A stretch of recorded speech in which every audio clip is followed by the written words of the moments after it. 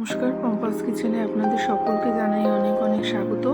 আজকে আমি বানিয়ে দেখাবো দুধ শুক্তো খুব সহজ পদ্ধতিতে। তাহলে উপকরণে আমি নিয়ে নিয়েছি সজনে ডাঁটা, পেঁপে, এদিকে নিয়েছি উচ্ছে, দানাগুলো আমি ফেলে নিয়েছি লম্বা লম্বা করে কেটে আলু, বেগুন আর কাঁচকলাটা আমি একটু হলুদ জলে ধুয়ে নিয়েছি। আর এদিকে নিয়েছি এক বাটি বড়ি, কাঁচা লঙ্কা দুটো, এক টুকরো আদা, এক বাটি দুধ। এবার মশলাটা আমি বানিয়ে নিই। কাঁচা লঙ্কা, আদা আর রাঁধুনিটা আমি দিয়ে দিলাম, আর দেবো 5-6টা কাজু আর 1 চামচ চালমগজ। এটা একটা সুন্দর পেস্ট বানিয়ে নেব। রাঁধুনি বাটা দিয়ে কিন্তু শুক্তো রান্না করলে শুক্তো খুব সুন্দর হয়। পেস্টটা রেডি হয়ে গেছে। এদিকে কড়াইতে আমি তেল দিয়ে দিলাম। প্রথমে আমি বড়িটাকে লাল করে ভেজে নেব। দেখুন বড়িটা সুন্দর করে লাল করে ভাজা হয়ে গেছে। এবার বড়িটাকে আমি তুলে নেব। বড়িটাকে তুলে নিলাম। এবার এই তেলের মধ্যে আরেকটুখানি তেল আমি অ্যাড করে দেবো। আরেকটু সর্ষের তেল দিয়ে দিলাম। দিয়ে উচ্ছেটাকে আমি সুন্দর করে ভেজে নেব। উচ্ছেটাকে একটু লাল করে ভেজে তুলে নেব আমি। দেখুন উচ্ছেটাও কিন্তু খুব সুন্দর লাল করে ভাজা ভাজা হয়ে গেছে। উচ্ছেটাকে আমি তুলে নিলাম।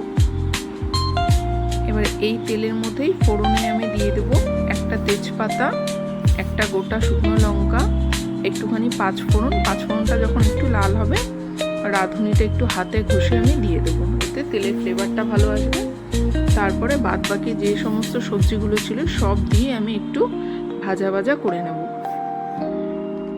খুব সহজ পদ্ধতিতে আমি শুক্তোটা রান্না করে দেখাচ্ছি, আর খুব অল্প জিনিস দিয়ে, খুব বেশি জিনিস কিন্তু প্রয়োজন নেই। তো সবজিটা যখন একটু লাল লাল করে ভাজা হবে তারপরে উচ্ছেটাকেও আমি দিয়ে দেব। দিয়ে মিক্সিতে পেস্ট করে রেখেছিলাম মশলাটা, সমস্ত মশলাটা দিয়ে এবার ভালো করে আমি কষিয়ে নেব।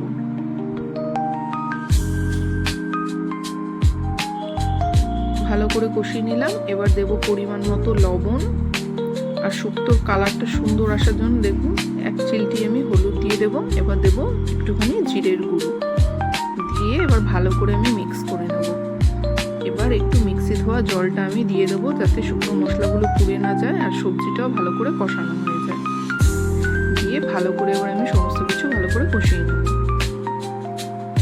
ভালো করে কষানো হয়ে গেছে। এবার সেদ্ধ হওয়ার জন্য আমি পরিমাণ মতো জল দিয়ে দেবো। পরিমাণ মতো জল দিয়ে দিলাম।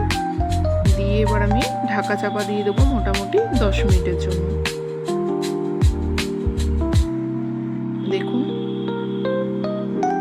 ঢাকা দিয়ে দিয়েছি আমি। সমস্ত কিছু সবজি কিন্তু সেদ্ধ হয়ে গেছে। যখন সমস্ত কিছু ভালো করে সেদ্ধ হয়ে যাবে তারপরে আমি যে 1 বাটি দুধ রেখেছিলাম সেটা আমি দিয়ে দিলাম। দুধের পরিমাণটা কিন্তু একটু বেশি লাগবে। দেব ব্যালেন্সের জন্য একটুখানি চিনি, দেব ভেজে রাখা বড়িটা, দিয়ে একটু নাড়াচাড়া করে নেব। এতে কি হবে, বড়িটা একদম গলেও যাবে না, কিন্তু এর মধ্যে ঝোলও ঢুকবে আর বড়িটা ফুলে যাবে। আর দেখুন কতটা আমি ঘি দিয়ে দিলাম। বেশ কিছুটা ঘি কিন্তু শুক্তোতে দিতে হবে। আর দিলাম একটুখানি গরম মশলার গুঁড়ো, হোমমেড গরম মশলার গুঁড়ো। তাহলে রেডি হয়ে যাবে দুধ শুক্তো। রেসিপিটা কেমন লাগলো অবশ্যই আমাকে জানাবেন। ভালো লাগলে একটা লাইক করে দেবেন। ভালো থাকবেন, সুস্থ থাকবেন, সাবধানে থাকবেন।